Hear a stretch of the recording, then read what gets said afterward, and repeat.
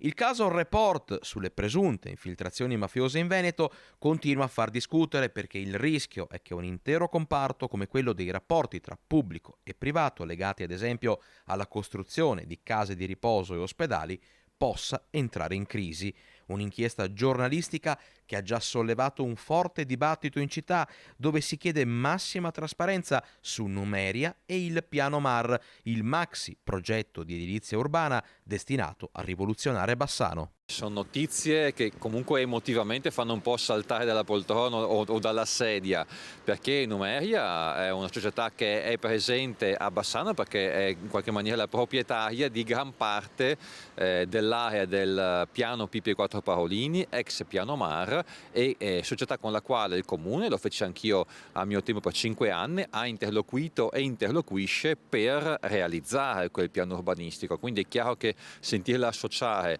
a una ditta in odore di malavita organizzata non fa piacere. Detto questo, il massimo del garantismo, ma anche il massimo dell'attenzione. Ecco, può capitare anche alle società migliori, a società per bene, per mancanza di attenzione o per mancanza di informazioni, di trovarsi in qualche maniera con un legame in subappalto o in qualche altra maniera con aziende, con imprese che invece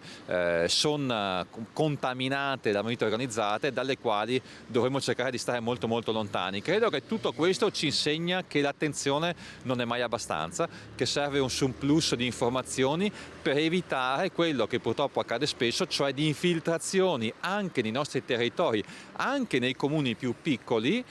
di comportamenti mafiosi e di cosche mafiose in senso proprio vero e proprio.